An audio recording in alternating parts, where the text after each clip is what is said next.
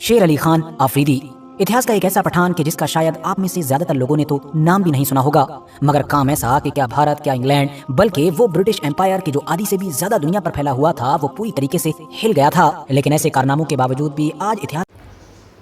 अस्सलाम वालेकुम वरहमतुल्लाहि वबरकातुहू। उम्मीद है आप लोग सब खैरियत से होंगे। मैं भी अल्हम्दुलिल्लाह अल्लाह का लाख लाख शुक्र है सना खैरियत से। आज इंशाल्लाह जिस चीज़ पर रिएक्शन देने आ रहे हैं RH नेटवर्क चैनल का नाम है। इनका चैनल का लिंक मैं डिस्क्रिप्शन बॉक्स में दे दूँगा। आप लोग चैनल सब्सक्राइब करिएगा और मेरी वीडियो को अंत तक देखिए। बड़ी इंपॉर्टेंट वीडियो है आज की और बहुत बेहतरीन वीडियो। ये वीडियो है शेर अली आफरीदी के नाम ऊपर। ये पठान कबीले से ताल्लुक़ रखते थे, पेशावर के रहने वाले थे, पंजाब में उनकी पैदाइश हुई थी। इन्होंने अंग्रेज़ों के ख़िलाफ़ वो कदम उठाया, वो काम बड़ा जज्बा किया कि जो पूरी दुनिया थर्रा गई, पूरी ब्रिटिश हुकूमत कांप गई थी इनके ऐसे कदम से। इन्होंने ऐसा कारनामा कर दिया और पूरी ब्रिटिश हुकूमत डर गई थी इनसे। तो उन्होंने ऐसा क्या काम कर दिया था, क्या कदम उठा लिया था कि पूरे अंग्रेज़ों लोग ने इनको फांसी की सज़ा दी और उनका फिर नाम कहीं पे दर्ज नहीं किया। इतिहास के पन्ने में उनका नाम कहीं दर्ज नहीं है। तो उसी शेर अली आफरीदी की ये कहानी है। तो वीडियो एंड तक ज़रूर देखिएगा। तो वीडियो बहुत बेहतरीन है, अच्छी लगे तो शेयर करिएगा और इसको लाइक करिएगा। तो बिना देरी के वीडियो स्टार्ट करते हैं, फिर उसके बाद हम लोग बात करते हैं। शेर अली खान आफरीदी इतिहास का एक ऐसा पठान कि जिसका शायद आप में से ज्यादातर लोगों ने तो नाम भी नहीं सुना होगा, मगर काम ऐसा कि क्या भारत क्या इंग्लैंड बल्कि वो ब्रिटिश एम्पायर की जो आधी से भी ज्यादा दुनिया पर फैला हुआ था वो पूरी तरीके से हिल गया था। लेकिन ऐसे कारनामों के बावजूद भी आज इतिहास का ये हीरो, आज ये फ्रीडम फाइटर हम लोगों को गुमनाम नजर आता है। क्योंकि हमारी किताबों में वैसे तो बहुत सारे फ्रीडम फाइटर्स के नाम होते हैं, लेकिन इस इंसान का नाम नहीं होता है। शायद इस इंसान को कहीं भुला दिया गया है। शेर अली खान के आज गुमनाम होने के पीछे का एक रीजन ये भी बताया जाता है कि क्योंकि जो गुनाह जो काम इस इंसान ने किया था वो अंग्रेजों की नजर में इतना ज्यादा खतरनाक था कि अगर इसकी कहानी दूसरे लोगों तक पहुंचती तो अंग्रेजों को लगता था कि वो लोग भी इससे मोटिवेशन लेकर यही सब करने लगेंगे और फिर अंग्रेजों के लिए हिंदुस्तान में सिर्फ तबाही आएगी। इसीलिए अंग्रेजों ने यह फैसला किया कि अब शेर अली खान का नाम, इवन इसके गांव और इसके शहर का कोई भी रिकॉर्ड इतिहास की किताब में दर्ज नहीं किया जाएगा और न ही इससे रिलेटेड कोई भी कहानी बाकी लोगों तक किसी भी तरह से पहुंचने दी जाएगी। जाहिर है इस तरह से शेर अली आफरीदी की कहानी को मशहूर होने से तो रोक लिया गया, लेकिन इसको पूरी तरीके से कभी दबाया भी नहीं जा सका। दरअसल दोस्तों, शेर अली आफरीदी की इस कहानी का आगाज होता है पंजाब के पेशावर इलाके से। ये जो शेर अली आफरीदी था इसका ताल्लुक एक पठान कबीले से हुआ करता था और ये बहुत ही एक लंबा चौड़ा हट्टा कट्टा सिपाही हुआ करता था। 1860 के दौर में ब्रिटिश एम्पायर के अंडर में ये पंजाब पुलिस के लिए काम किया करता था, बल्कि ये अंग्रेज कमिश्नर के अंडर में काम करता था।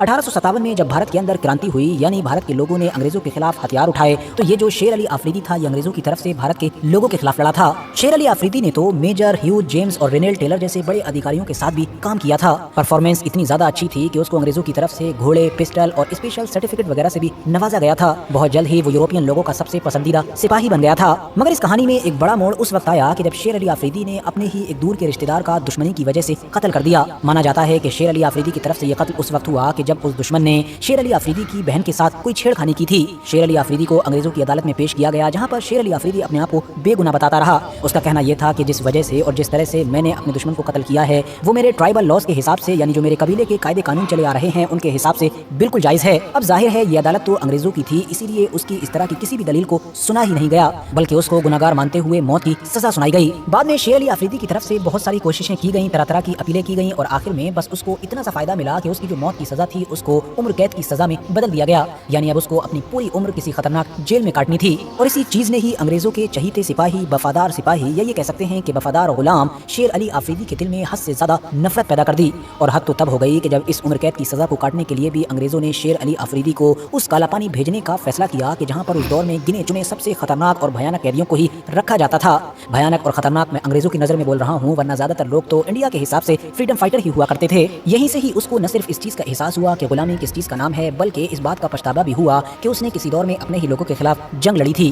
फाइनली अब उसने बदले की ठानी और सोचा कि जरूर वो कुछ ना कुछ ऐसा करेगा कि अंग्रेज लोग कभी उसका नाम ही ना भूल सकें। बस फिर क्या था, वो मौका तलाश करने लगा और अपनी फिराक में लगा रहा। इस मौके की तलाश में ही कालापानी यानी कि अंडमान निकोबार में ही उसको पहले महीने गुजरे और फिर साल गुजर गए। लेकिन तभी अचानक से 1872 में शेर अली आफरीदी का दिमाग उस वक्त क्लिक हुआ कि जब उसको ये खबर मिली कि भारत के चौथे वायसराय के जिनको घूमने का बहुत ज्यादा शौक है वो पूरी इंडिया की यात्रा के बाद अब अंडमान निकोबार भी आना चाहते हैं। दरअसल अगर आप लोग नहीं जानते हैं तो बेसिक नॉलेज के लिए बताता चलूं कि वायसराय उस दौर में पूरे ही भारत का एक तरीके तरीके से राजा हुआ करता था। मतलब ये कि ब्रिटिश एम्पायर का किंग या फिर क्वीन तो लंदन में हुआ करती थी, तो इतनी दूर बैठकर उनको अगर अपने किसी भी इलाके को कंट्रोल में रखना होता था तो उसको चलाने के लिए वो एक तरीके से यहाँ पर एक बंदा तैनात करते थे जो पूरे इलाके को मैनेज करता था, एक तरीके से हुकूमत करता था, लेकिन ब्रिटिश एम्पायर के क्वीन और राजा के अंडर में। और उसी बंदे को ही कहा जाता था वायसराय, जिसको बाद में गवर्नर जनरल ऑफ इंडिया भी कहा जाने लगा। फिलहाल शेर अली आफरीदी को अब ये समझ आ चुका था कि उसके पास बस यही मौका है अंग्रेजी हुकूमत को सबक सिखाने का। अब ये जो चौथे वायसराय थे लॉर्ड मेयो के, जिनको घूमने का बहुत ज्यादा शौक था और इंडिया का भी ये ज्यादातर इलाका घोड़े की पीठ पर घूम चुके थे, अब इनकी अंडमान निकोबार की यात्रा भी 8 फरवरी 1872 को शुरू हुई। सुबह 9 बजे के करीब इनका जहाज पोर्ट ब्लेयर के जो अंडमान की बंदरगाह है वहाँ पर लंगरअंदाज हो चुका था। उनके वहाँ पर उतरते ही सबसे पहले उनको 21 तोपों की सलामी दी गई और उसी दिन उन्होंने रोज आइलैंड पर यूरोपियन बैरकों और कैदियों के कैंप्स का मुआयना किया। उन्होंने अपनी टीम के साथ फिर चाथम द्वीप का भी दौरा किया और जब इस द्वीप पर उनके तमाम काम, उनकी तमाम एक्टिविटीज वक्त से पहले ही कंप्लीट हो गई, यानी 1 घंटा बचा हुआ था, तो उनके अंदर का ट्रैवलर जाग गया। इसीलिए अब उन्होंने अपने साथियों से कहा कि अभी सूरज डूबने में तो 1 घंटे का वक्त बाकी है, तो क्यों ना जब तक माउंट हैरियट का नजारा लिया जाए।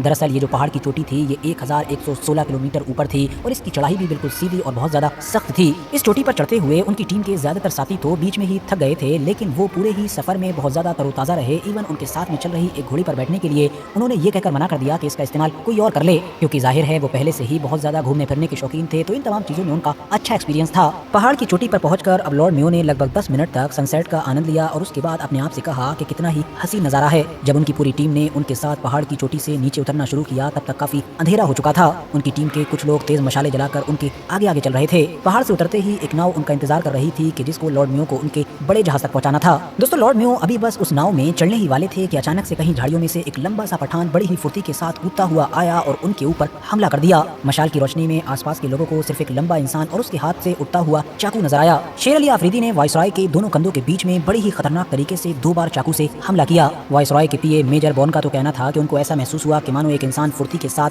चीते की तरह वायसराय के ऊपर कूदा हो और उनसे चिपक गया हो। हमले के बाद चंद सेकंड्स के अंदर ही शेर अली आफरीदी को गिरफ्तार कर लिया गया, जबकि जो वायसराय थे जो पानी में गिर चुके थे उन्होंने बड़ी ही कोशिश से अपने आप को दोबारा उठाया और चिल्लाकर कहा कि शायद मुझे नहीं लगता कि मेरे को ज्यादा चोट आई है, लेकिन ये कहते ही वो एक बार फिर से पानी में गिर गए। वायसराय की पीठ ऑलरेडी खून से रंग चुकी थी। वहाँ मौजूद लोगों ने बहुत जल्द ही उनका कोट फाड़ दिया और उसके बाद रुमाल या अपने हाथों के जरिए से जख्म से खून रोकने की कोशिश करने लगे। बाकी कुछ लोगों ने उनके हाथ पैर मलना भी शुरू कर दिए। लॉर्ड मेयो की बॉडी बड़ी तेजी के साथ ठंडी पड़ती जा रही थी और उनके हाथ पैर रगड़ने वगैरह का भी कोई फायदा नहीं हो रहा था। धीरे धीरे अब ये बॉडी पूरी ही तरीके से ठंडी पड़ चुकी थी। जैसे तैसे लॉर्ड मेयो अपने साथियों से ये कहने में कामयाब रहे कि मुझको जहाज पर ले चलो, मगर जब तक उनको जहाज पर ले जाया गया तब तक उनकी मौत हो चुकी थी। इसके बाद शेर अली को भी उसी जहाज पर लाया गया कि जिस पर वायसराय की बॉडी रखी हुई थी और उससे अंग्रेजों ने पूछा कि तुमने ऐसा क्यों किया और तुमको ऐसा करने का किसने हुक्म दिया था। इस पर शेर अली आफरीदी का जवाब था कि खुदा ने हुक्म दिया था।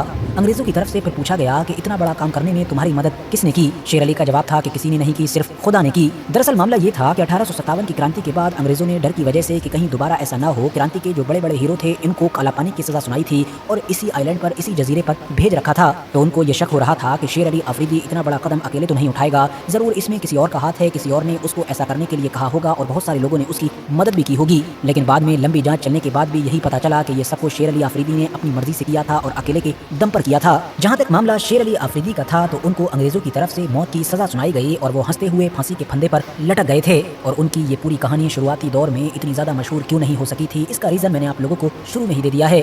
फिलहाल आज की अपनी तो दोस्तों ये तमाम रिएक्शन जो हमने देखा शेर अली आफरीदी की पूरी कहानी, पूरी हकीकत, पूरी सच्चाई, किस तरह से उन्होंने उसको मारा और उसके बाद उनको ही फांसी दे दी गई। लेकिन सोचिए कितने जज्बा, कितना जोश, कितना मतलब काबिल इंसान था और जिसने इतना बड़ा कांड किया और इतिहास में उनका कहीं नाम नहीं है।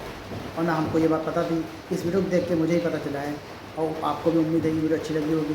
अच्छी लगी हो तो उसको शेयर ज़रूर करिएगा ताकि लोगों तक सच्चाई पहुँचे, शेर अली आफरीदी की पूरी कहानी लोगों तक पहुँचे। ये है मेन हीरो जो दुनिया में ऐसा काम कर गया, इनका हमेशा नाम रहेगा। तो उम्मीद है वीडियो आप लोग अच्छी लगी होगी। वीडियो अच्छी लगी हो तो उसको शेयर करिएगा और लाइक करिएगा। फिर मिलेंगे इंशाल्लाह नेक्स्ट वीडियो में। तब तक के लिए अस्सलाम वालेकुम व रहमतुल्लाहि व बरकातहू।